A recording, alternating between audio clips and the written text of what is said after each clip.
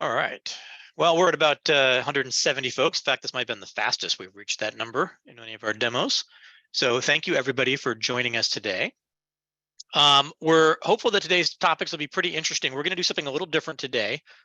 For our prior 6 or so demonstration meetings, we have literally been demonstrating the Aggie Enterprise predominantly procure-to-pay functions, so that the campus is well aware of what is coming, and we're socializing the pros and cons of our new system that we have. Today, we're going to take it in a little bit different direction and focus in specifically on how we are proposing to handle the cutover activities that are going to happen kind of between mid-November and early January.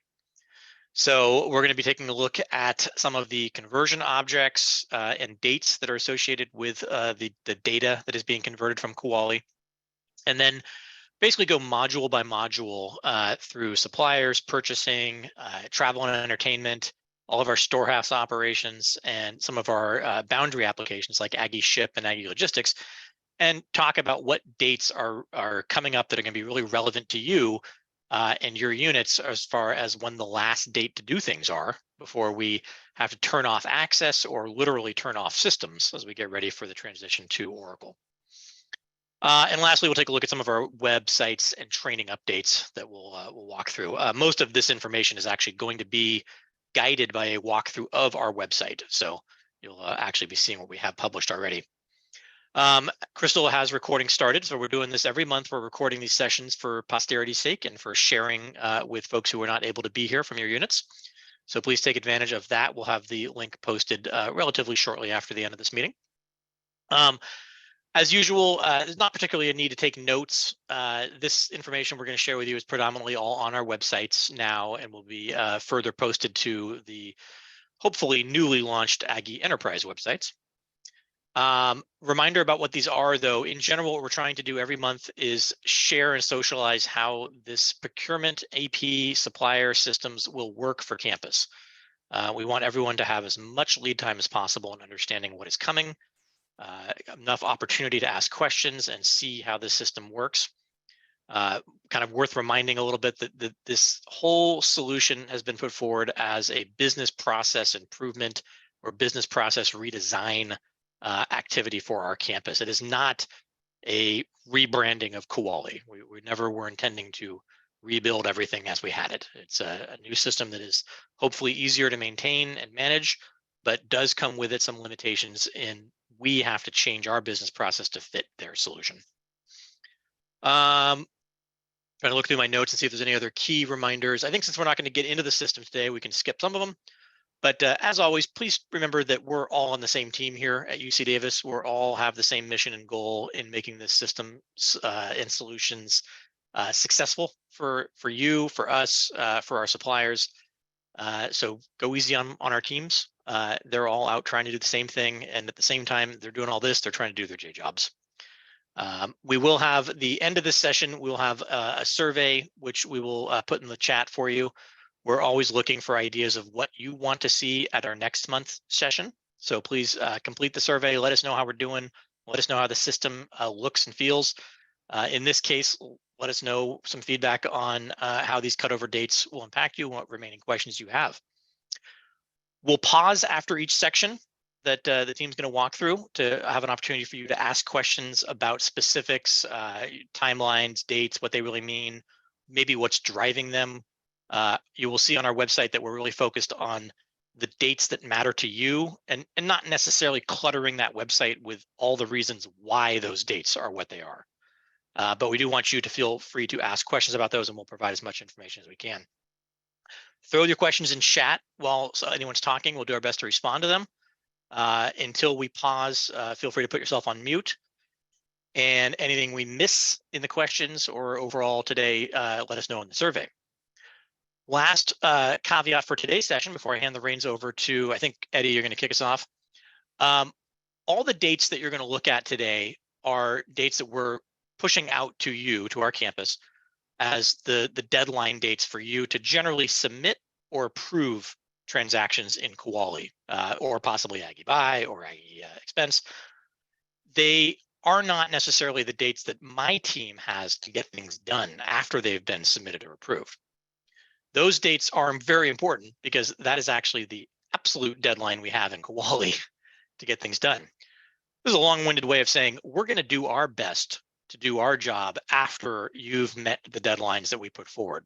So this is similar to a fiscal close that we're proposing. But the difference between a regular fiscal close is that when we move into the next fiscal year, vis-a-vis January, our old system doesn't even exist anymore. So anything that gets entered into Kuali after one of our deadlines, or anything that my team, is unable to finish for any variety of reasons, mostly because they're just human and there's only so many hours in the day. If they can't finish it by the hard deadline of Kuali being turned off, we will have to have it recreated in Oracle. There's no way to just continue processing it like we do after a fiscal year. So that's all I'm going to say on that. You'll see as you see the dates where that may or may not be relevant to you, but a lot of the dates are earlier in the process so that our teams have time to finish their job. And we just want to put out that caveat that we're going to do our best to finish our job, but we can't guarantee it for everything. So with that, I thank you for listening to my little preamble. I'm going to hand the reins over to Eddie, and we'll take it from there. Cool. Thanks, Mike. All right, so yeah, I'll be kind of running through our website really here as guidance for the presentation. So we have a lot of awesome materials already there. Like Mike mentioned, there is a project right now of consolidating all of this information into one central location. For now, though, and probably after too anyway, you still have our SEM website with a lot of this information. Please share that widely. We'd love for people to continue looking at it, make sure that they're seeing everything that is out there and kind of sharing that information. So let me share my screen here, kind of kick us off. And I think you guys should all be seeing my browser now. Okay, so I'm actually going to get started with talking about what we are converting. So again, a lot of this stuff you guys might have heard before, but we want to go in depth into this because the objects that we are converting from Kuali to Aggie Enterprise really dictate a lot of our dates that you're going to see later for the cutover for the free states. So the 4 objects we're converting are our suppliers, our purchase agreements, our purchase orders, and our credit memos. So we've actually been testing this conversion in all of the cycles that we've had during testing. So I think at this point, that must have been 5 to 6 times in the last 2 years where we've converted data from Kuali over to our instance in Oracle. And we've done a lot of different things to kind of review that data, refine some of our conditions, gotten feedback from some of you all as well about those conditions and kind of adjust it as we needed to. So it's been very valuable to kind of get it right. We are right in the middle of our UAT conversion cycle. So that's the last test cycle that we have before the real thing. So we feel pretty comfortable with it. But again, wanted to go through each of these items and then talk a little bit about them and how we are converting them. I'm going to start with suppliers. So again, I'm just kind of on the main area here of our website, but I'm going to head over to the supplier record management section that I know we're adding a lot more information on as we're preparing for UAT. But for now, the main thing that you see here is actually our conditions for what we are transitioning over to Aggie Enterprise for suppliers. We have really 2 conditions here. We're transitioning active suppliers, and really, what does that mean, right? We settled on any suppliers that have had activity in the last 2 years prior to go live. So January 1st, 2022 and forward. So if you've had an agreement, a purchase order, or a payment with a supplier on our records from that day and forward, we will be converting those over to Aggie Enterprise and they'll be there on day 1. As a second condition, we also recognize that there may be some suppliers that have been recently added that might not have enough time to have an activity happen with them in KFS, but that we also want to bring over. So because of that, we are also moving any suppliers that were added to Kuali as of July 1st of this year, so about a month and a half ago, and that they were approved, they were made active in the system before the conversion date, which is actually on December 5th for suppliers. And we'll talk a little bit about the December 5th date in a minute as well. We do have the note here, right? Any suppliers not converted will likely have to go to the new setup process in Aggie Enterprise. And just to give you guys a little context as to what we're looking at, in our UAT conversion, we have converted a little bit over 19,000 suppliers, and that includes about 40,000 different addresses. So it's a pretty significant, pretty robust volume of suppliers that we've added there. And our conversion success having 99%, so that's pretty good to see. I'm going to stop there, see if there's any questions about our conversion of suppliers to Aggie Enterprise. And feel free to go off mute as well if you want to just ask through Zoom here.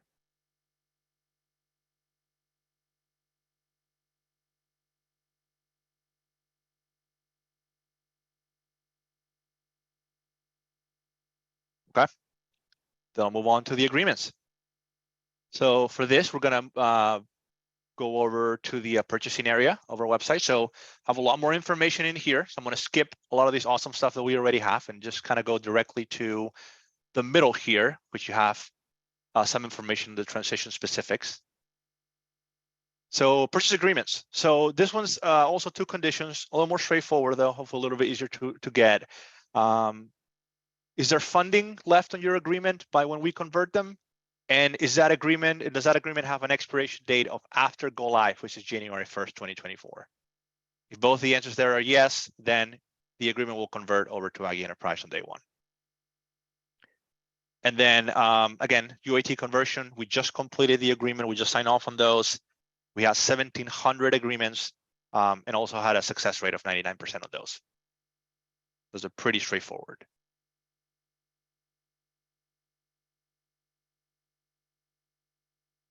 Any questions there?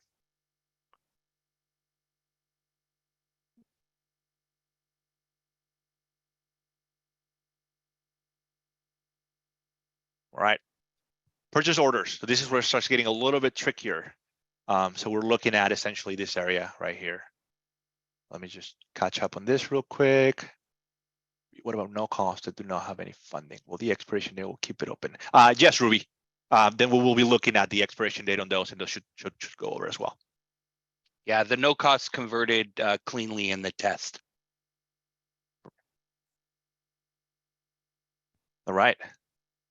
Okay, cool. Purchase orders. So I'll probably stop a couple of times here because there's a couple of things to really grasp. So two conditions as well. Number one, we are converting any open lines on POs that were initiated after January 1st, 2022. So again, 2 years before go live. It's an example, right? You had a PO with two different lines initiated June 2022. That will be in scope. If one of those lines was invoiced and is closed now, the one line that is open will be the one that will be converting over to Aggie Enterprise, and it will be there from day one.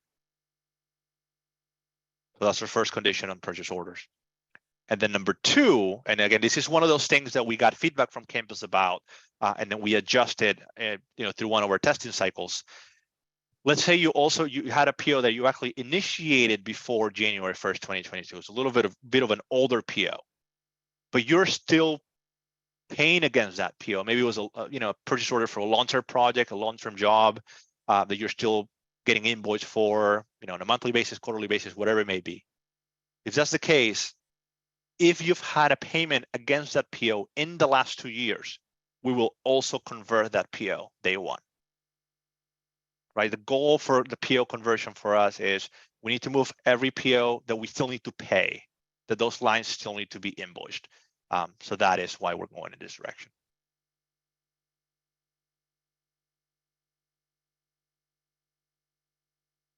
Okay, so I think we have a couple questions here. And there's a few things coming up. So let me pause and then see if we can answer some of these.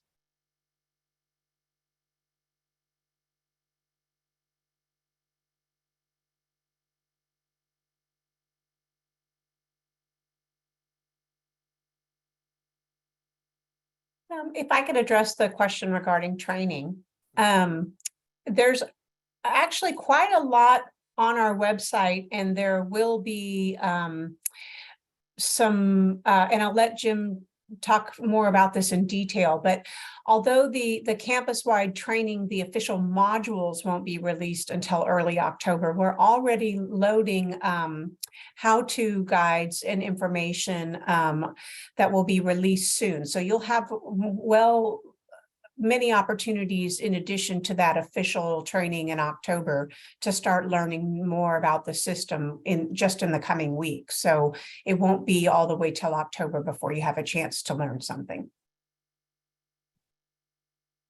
Thanks, Crystal. Yes, absolutely. So we will have the user guides hopefully in place in the next 2 to 3 weeks at the latest. And we've got user guides on pretty much everything from requisition preferences to purchasing catalog items, non-catalog, doing change orders.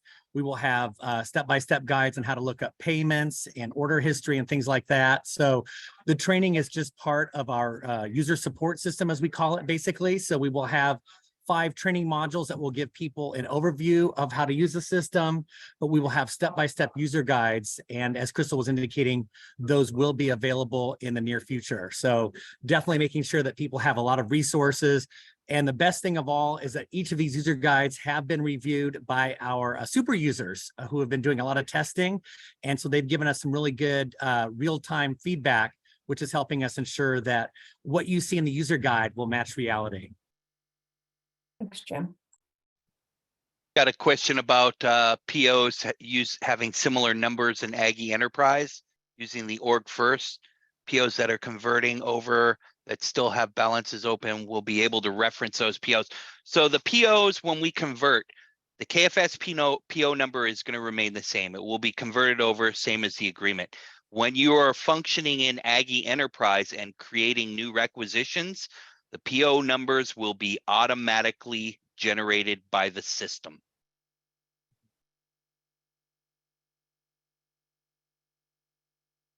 Yep, thanks, Mike. Yeah, and on that, right? So your KFS POs will have the same KFS PO number. Any Agibyte POs will actually have the Agibyte PO number, the one starting with UCD AB. Yes, which is actually a difference from KFS as it currently Correct. stands. Yeah, so hopefully you'll have all of that to reference back as whatever we convert to Aggie Enterprise. All right, so it looks like we're starting to get a few more things here. So let me just kind of get through the questions, make sure we're okay.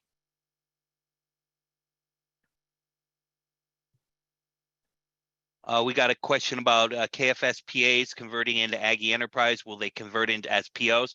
No, they will convert as PAs, but the first time you need to make a change to it or renew it, we'll be urging you to move to the blanket PO process. Those blanket purchase agreements, when they convert, if anybody finds it, they will be able to use it. And there is no way to request an agreement right now in Aggie Enterprise. So when you need to modify it or change something, that's when we're going to push towards the blanket PO process.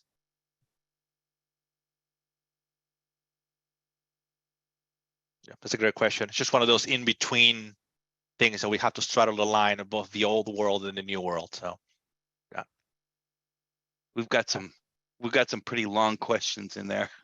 Oh, nope, Mike's got them. Never mind. Yeah. No, I think we've covered most of them.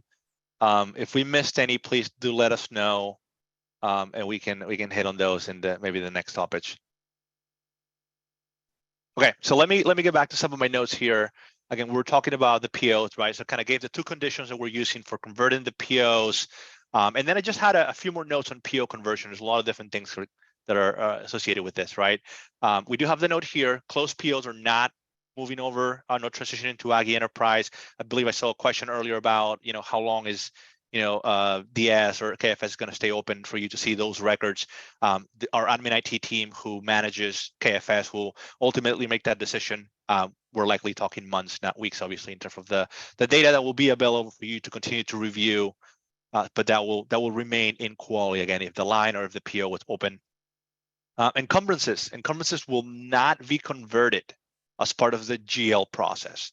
So when we convert these POs, that's the beginning of your encumbrances. So if you're a department that closely looks at encumbrances on your side, the very first set of encumbrances you'll see will be based on these POs that we are converting.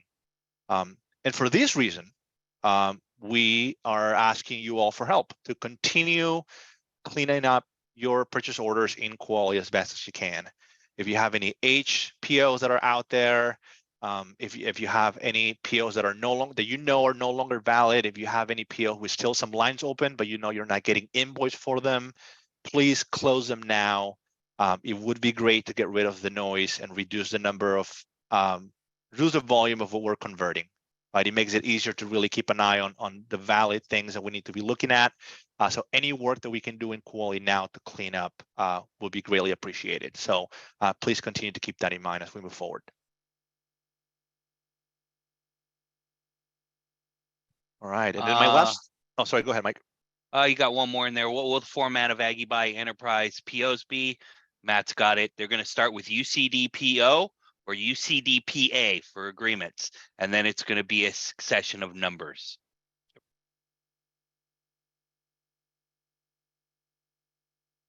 Right, and just to close out the POs here, our stats from UAT conversion. Again, we haven't loaded yet, so I don't know the success rate, but 16,000 POs are currently converting about 30,000 open lines from what we just did. I think that's a week ago.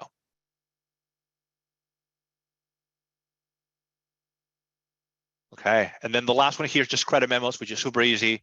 We're just going to convert everything that's open by the 15th of December. So super straightforward on that one.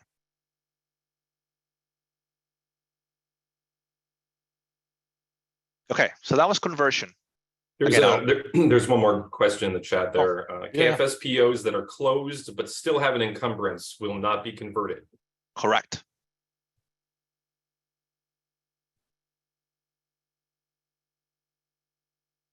And I know that's usually kind of how KFS works, right? Sometimes some encumbrances get left behind, some of the liens get left behind, so those will not convert over to Aggie Enterprise. So you'll start fresh from that perspective.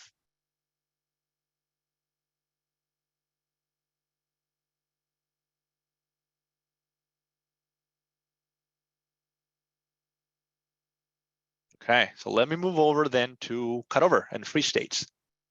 So let's move over to our calendar area here of our website. Again, hopefully you all have seen this before. I know we sent some communication maybe a couple weeks ago, Crystal, I think, to all of our folks on our listservs. So hopefully you guys will be able to see some of these dates, have seen the links and whatnot. Definitely, again, please share with your friends and coworkers to make sure everybody's aware. Okay, so we talked about conversion first, right? And the reason why we talk about conversion first is, again, because both of these cutover dates, freeze dates are all everything's related. We're going live in January, but before we go live, we have to convert all of our objects. Well, before we can convert our objects, they need to be final.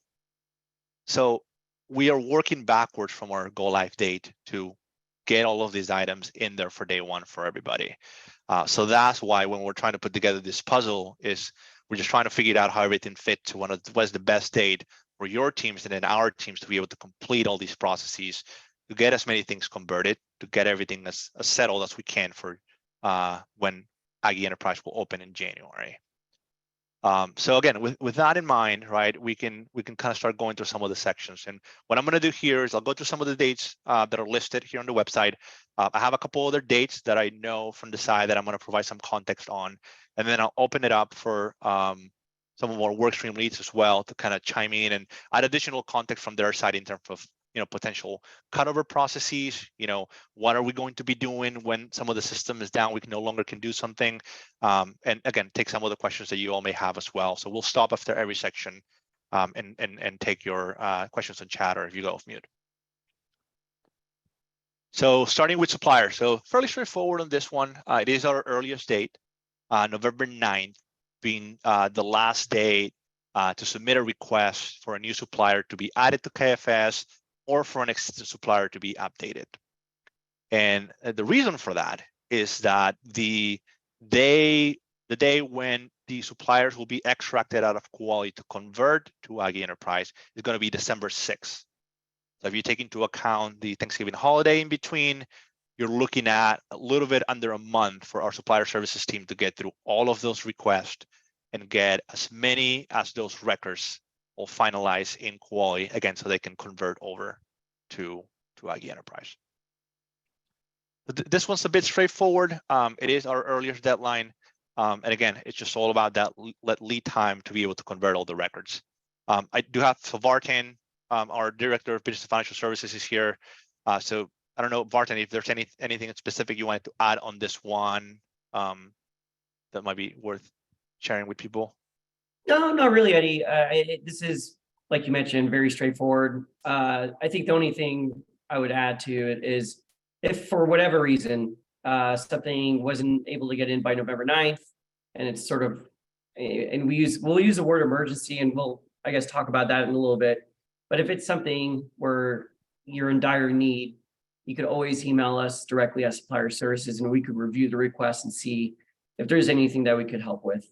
But as Eddie mentioned, having that November 9th date allows our supplier services team hopefully enough time to get through all the different requests, because we do expect a large number coming in towards that deadline.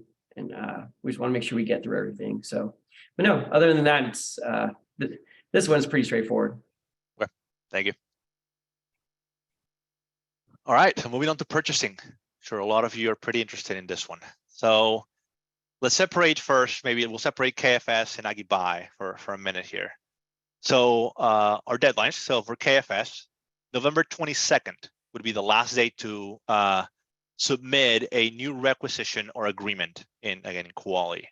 And at that point, the access will be removed from users to be able to create these documents in the system. Then a week later, on December 1st, that is the last day that we're setting up for your fiscal officers to approve the documents, so these documents can then route over to our procurement and contracting services, so they can do their work to finalize the purchase orders. So any documents at this point that are still en route will actually be disapproved. Okay. And then additional context on conversion dates for these. And again, I'm adding a couple dates here that are not here, but just for all of you guys' information, right? December 11th, that is the day when we're going to be extracting agreements to convert.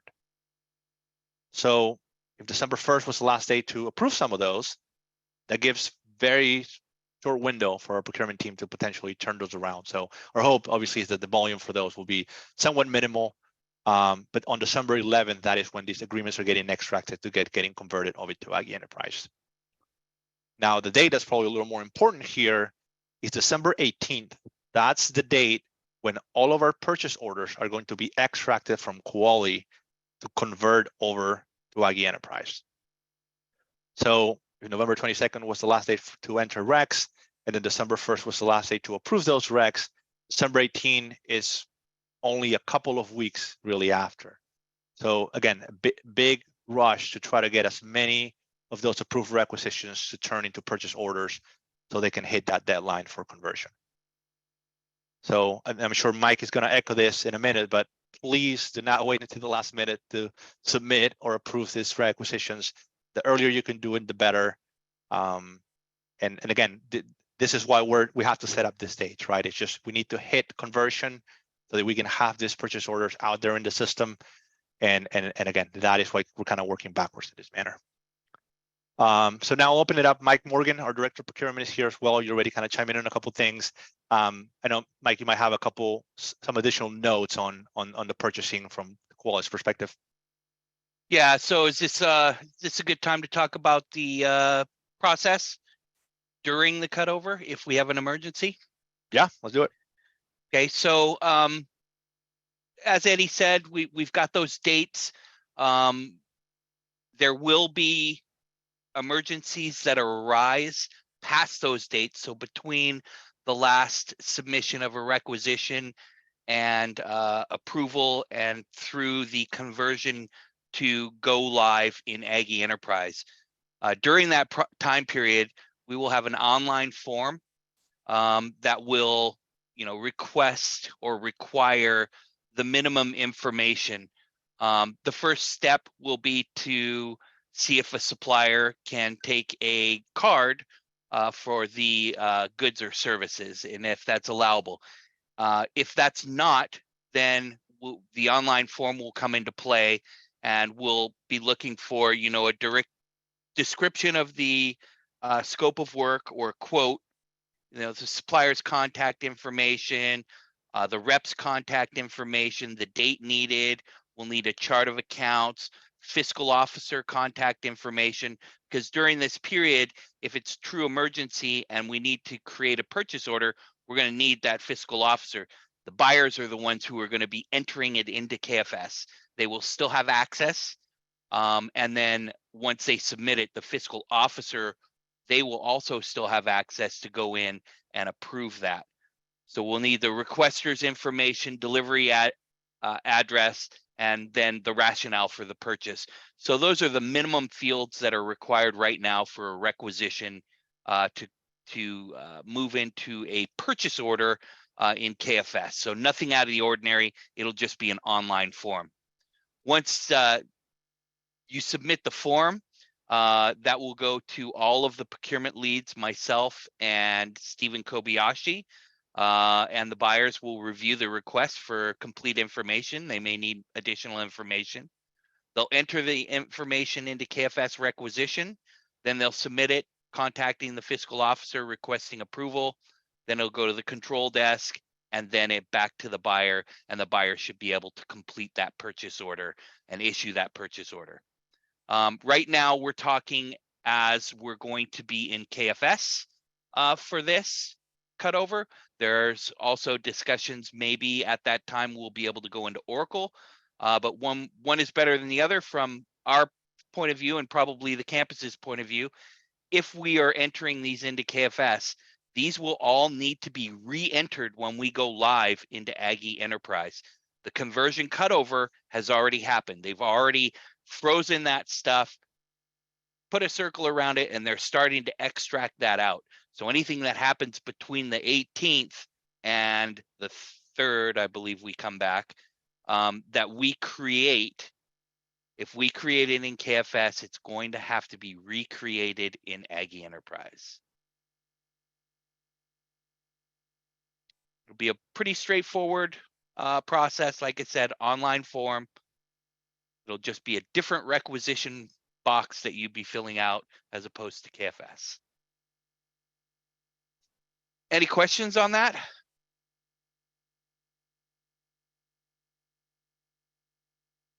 And we're just finalizing that with the leads this week, and then we'll have the actual process. We can put it out on the website for everybody to follow.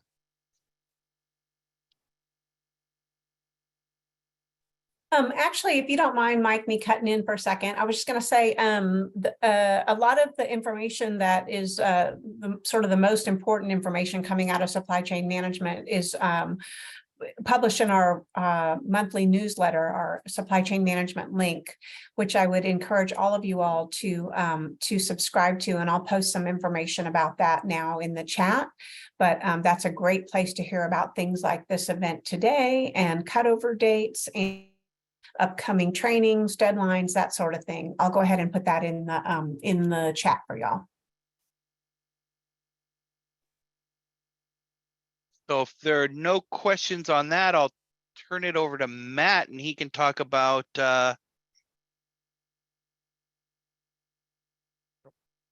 Aggie Buy. So the good news with Aggie Buy is that we get a little more time because everything happens a little bit faster. As a reminder, I can brag again, 98% of our orders, our requisitions are approved and out to the supplier within 24 hours. So it gets us a little more time. We're going to allow ordering up until December 8th, but that's for approvals as well. So you need to make sure if you're putting something in on the morning of December 8th, make sure your fiscal approver is around to approve that order and let it get out.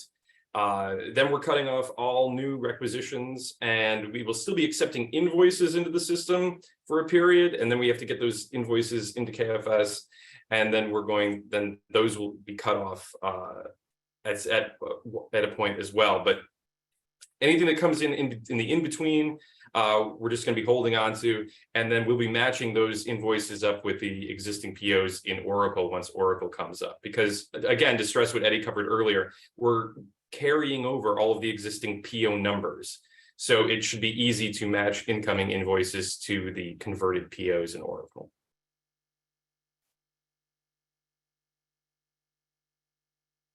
And I guess this is we also need to remind people Aggie Buy is not coming back. Aggie Buy will be completely going away. And so your time, if you want to get anything taken care of in there, it has to be done before December. And then we will be doing all procurements in Oracle come January.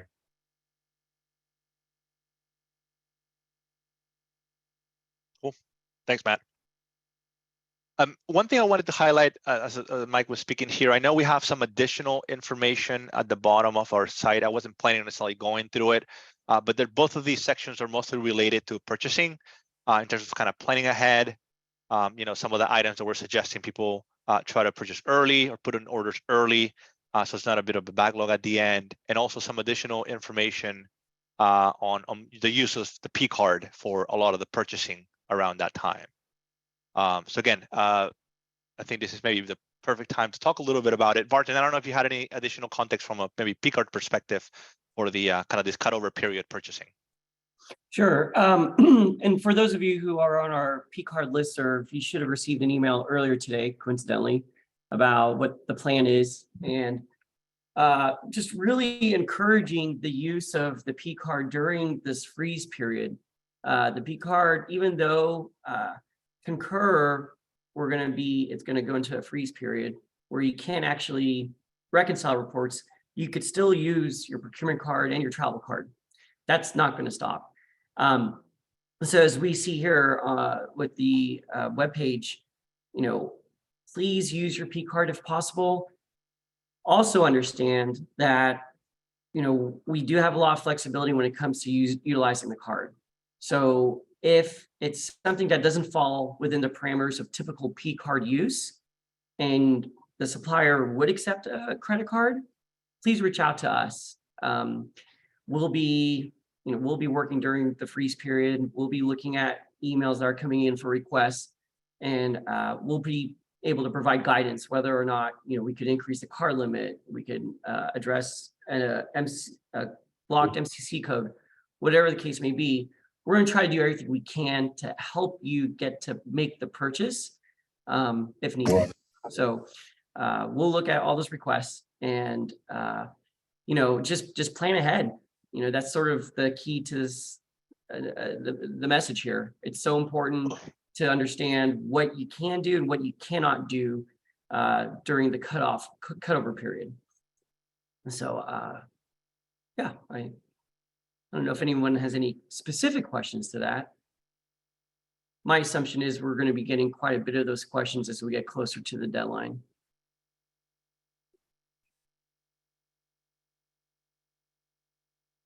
Any questions on that or any other procurement kind of cutover dates here? So moving back up. Yeah, I would just emphasize to piggyback on Vartan, during that cutover period, if you have a request, that should be your first stop, right? Is do they accept a P card, and then move into the PO process.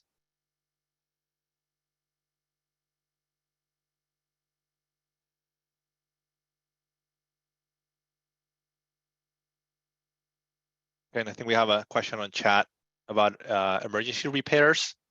P card could be used. Yeah, Joy. So that again, that's a very difficult question to answer. And broadly, it's all case by case, and it depends on what the scenario is. So if you have a specific example, you could certainly reach out to me and ask, and we could evaluate it. But I don't want to throw the broad statement of yes, that will be approved, or no, it wouldn't be. It really depends on the scenario.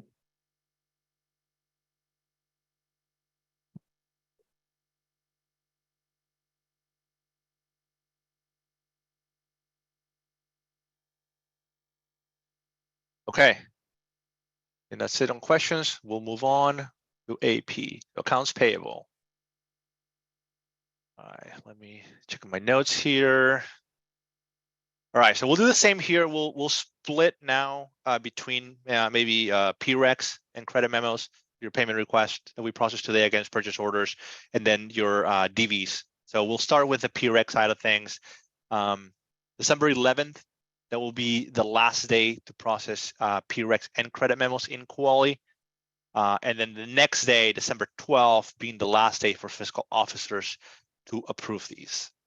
If by this date, any of these PRECs or credit memos have not been approved, they will be disapproved in the system and will have to be re-entered in Aggie Enterprise.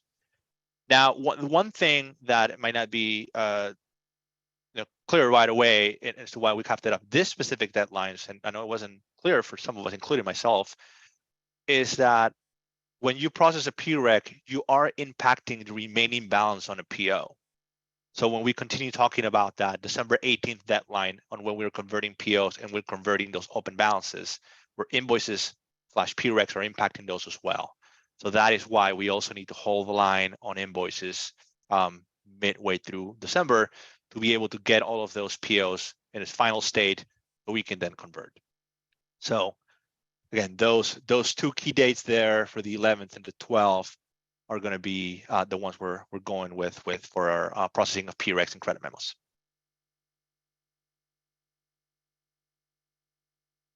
And then for DVs. So DVs, right, not against POs. So we have a little more flexibility on those.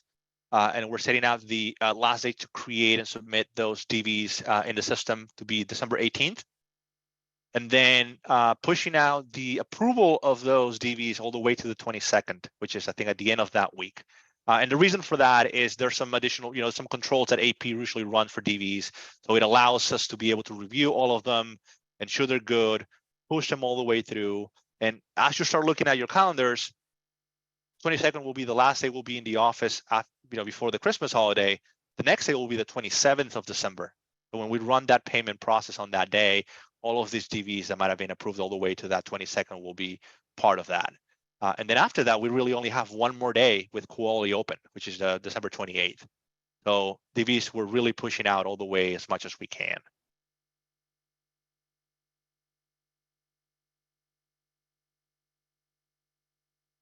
Jennifer, that's a good question. So the days that we're putting here would be the exact same days that you would have if you're sending any type of document from a Boundary application. So thank you, Mike. So either whether you're doing it manually, typing them in, or you're sending them in from a Boundary app, we're holding to the same dates. Okay, and the same thing, Barton here. Anything on this one? I think kind of similar to all of these, right? One-off scenarios we'll have to handle specifically, but I don't know if there's anything else on that. No, this is again pretty straightforward with the dates. We've looked at, how far can we push things back in order to make it convenient for the departments and allow us enough time to do what we need to do on the back end. So yeah, there really isn't anything to add regarding these dates for me, from my standpoint. Cool. All right, so then we can move on to Aggie expense. So again, hopefully some of you have seen these already. December 14th, going to be the last day to submit an expense report or a cash advance in Aggie expense with our all chart of accounts. Booking travel, lodging, you can continue to do that. Using your travel card, your P card, I know those questions have come up. You can continue doing that. What we are turning off is our expense module within Aggie expense. And then again, on the 18th, it will be the last day for departments to approve those existing reports or request within the system, again, before we freeze all that activity. And then from then on, right, we'll be working with our technology partner in Concur to update our configurations. And our goal, our target date is for January 15th to reopen the expense module in Aggie expense for folks to go back and process all their expenses. So, and we also have Mary here, Mary Jackson, our AP and travel product manager. So Mary, between you and Vartan, I know you guys might have a couple notes on this one as well.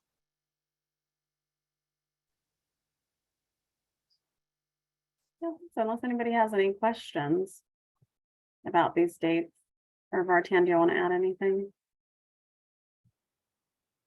No, I mean, I would just, again, want to make sure everybody understands that they can use their procurement and travel cards during this time period. Just realize there's going to be, when those reports get reconciled when the system turns back on. There might be a backlog in a period of time that's going to take for us to get through those, the ones that we have to approve on our end. But yeah, let's see. So Vartan, Mary, some folks are asking about how this will impact the requirement that you turn your report in within 60 days. Yeah, so tax reporting and compliance has agreed to give a little bit of a holiday during that period. So I don't know the exact dates they won't look at, but we can probably find out that information from them. Yeah, there will be a buffer. Yeah, they'll give some leeway there. Yep, we determined any amount of time that the system is down, they'll just calculate that time out of that 60-day window. Perfect.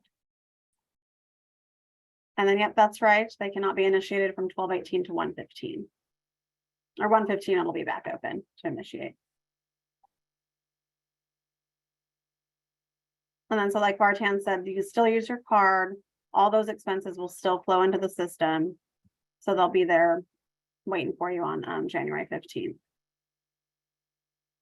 And then any reports that do not get fully approved, we will have to return and then have you actually delete the report, because we're changing all the allocation fields. So those reports will break if you try to submit them or try to get them approved with the old chart of accounts when we go live again. Hi, Shren.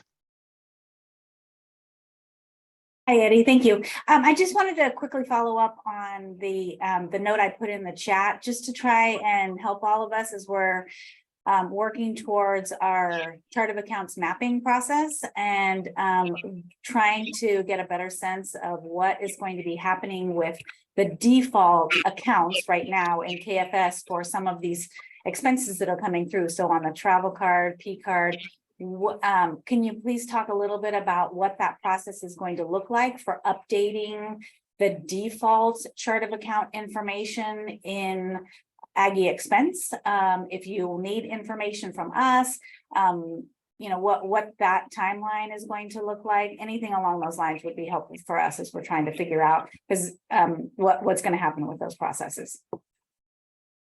Yeah, so Shereen, so I'm working on that. So I do have, let me check the date for that. What is our cutoff?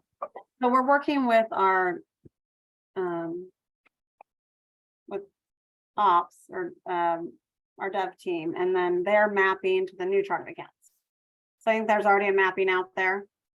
So we've been working on that right now to see what it's mapping to.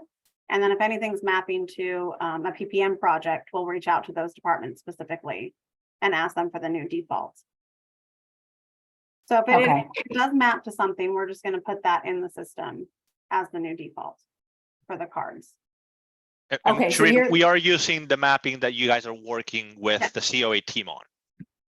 Okay. So it will take whatever the default is there, and then we'll use that conversion program that you guys are aware of because you're doing the mapping. And if it maps to a chart string, we'll just use that. Yeah. Okay, and then so you'll reach out to us if there are any questions.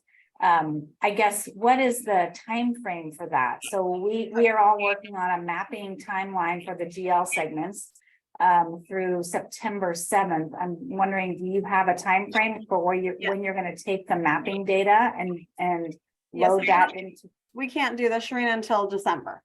Okay. So once everybody stops submitting reports, so December 15th will be the first day that we can we'll pull the current mapping at that time and then load it into Aggie expense. Okay, and what if there's an update that needs to be made? I know that this is probably the same with the purchasing cards, right? That purchasing cards and travel cards and all those different things where we have defaults set up. Is that same process going to happen where you're going to use our mapping template and then identify the new chart of accounts for each of those? And what if we have an update to that? I guess. So if you want to update what it's mapped to, I guess so. If you're not, so I guess, okay, I'll step back a second. So if you're not actually taking our template until later on, closer to when you're going to convert, excuse me, that you'll have the latest and greatest information that we have in our templates. Okay, I think that's the case, yeah. all right, yeah, hopefully, fingers crossed. Yeah, but then after that, if you notice that something needs to be updated, you can just use the request in Aggie expense to request to update the default. Okay, all right, that sounds good, thank you. Yeah, and then like I said, if anything is mapping to a PPM project instead of just the GL string, then we'll reach out to those specific departments to get what the actual GL string should be for that. Good, thank you.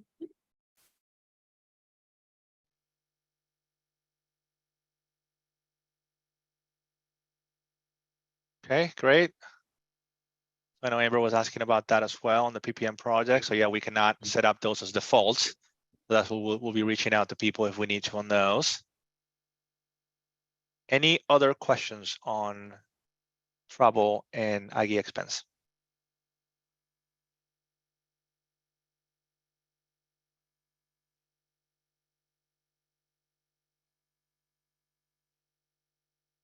Okay, well, just a couple more things here. We also have Chris Honan here. He's our SEM stores manager. So if you shop with our central storehouse or MRO or scientific chemistry storehouse, we also do have, I think, Chris, a few deadlines we may want to communicate to folks. Is that right? Thanks, Eddie, but from a deadline perspective, there's not much has changed from our storeroom operations. The same, our normal holiday time window with I know specifically our scientific storeroom will be closes for those few days, that last week of December. But after this, I'll use the term of the Aggie Buy. Once Aggie Buy shuts down, our storerooms are still open. So you can still shop, you can still come in and shop. There's a special order process that we have available. We definitely have purchasers that can utilize P cards. If you need any specific items across any of our storehouses, we're definitely going to be there to assist those last 3.5 weeks of the cutover of the end of the year in December. So just remember, our storehouses are going to be there. We are going to be open for you.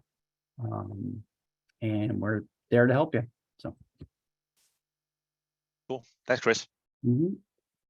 All right. And then just the last item here, Caitlin, who's our distribution and logistics product manager. I know there's not a lot of impact, I think, on Aggie Ship and Aggie Logistics, but Caitlin, maybe you can add a couple notes here for folks that use those systems today. Like the stores, the Boundary app, Aggie Ship and Aggie Logistics will remain open during the last few weeks of the year.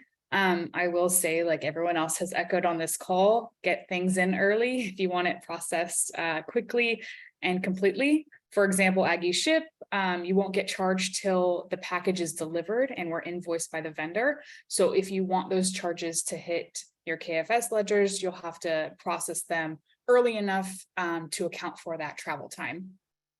And then I will speak to Aggie Logistics a little bit further as far as account updates to go. So part of Aggie Logistics has cylinder rental and dock storage, and those keep a KFS account number on file for the rental charges. So those will be updated as part of our cutover plan to the corresponding GL account as we transition to Oracle at the end of the year.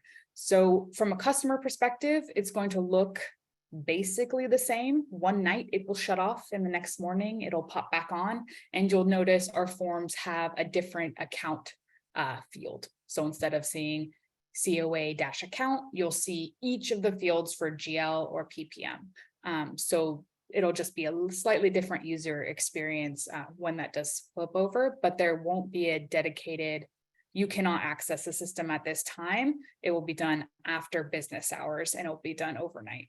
And then just another bit on Aggie Logistics. On our page that Eddie was showing previously, there's a section for mail services processes. I did just want to point out things like postage. So right now you go in and you enter it's on the left there, Eddie, mail services process. Thanks. Oh, I'm sorry. Oh. Mail services, You already right? got it. Yeah, you already got Okay, it. cool. Looking at the left. So I did want to note that right now we have a form for new billing IDs, and that's for if you want postage to be added to envelopes or parcels by mail services.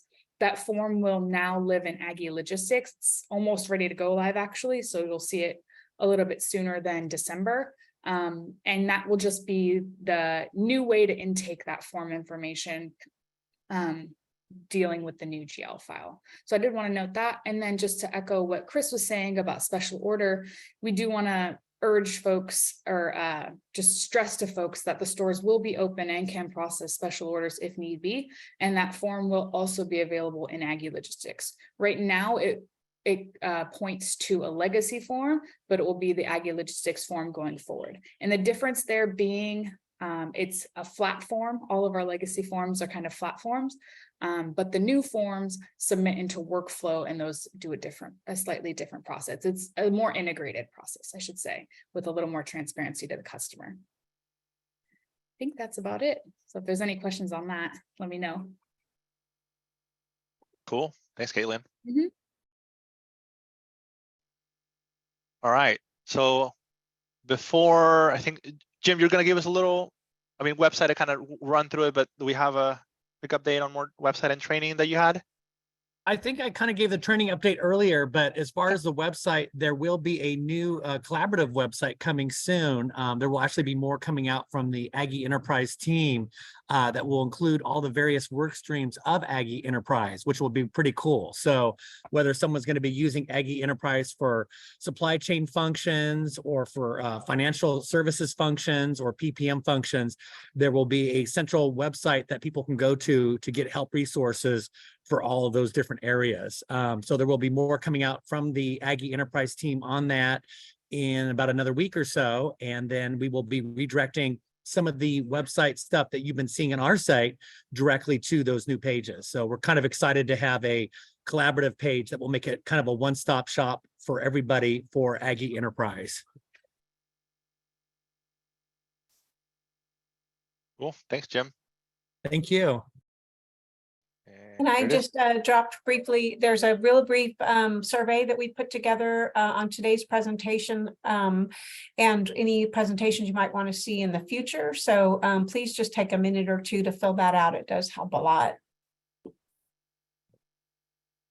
Will be really helpful to get feedback on maybe future topics you guys would like us to discuss. We're getting there, so we really only have a couple more months of potential demos.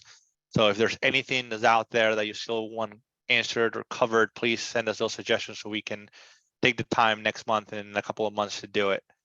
And I know this was a lot of information, but again, we'll have the recording available. Hopefully you can share that with folks as well. The website's out there, so you can kind of bookmark those things and have those dates added to your calendar. Let us know if there's any other questions. I guess we can stick around for a few more minutes if anybody has questions. But again, otherwise, I don't know, Mike, Crystal, if there's anything else you guys want to add before we officially close out. I do see a question directed to Mary Jackson. Basically a question about Aggie expense, and I will go, I'll also give you some information about our YouTube channel so that you all can see this recording in the next couple of days, and also other recordings that we've done in the past of other demonstrations. Nothing more from me. Just want to thank you all again for coming out. Remember, we're all in this together.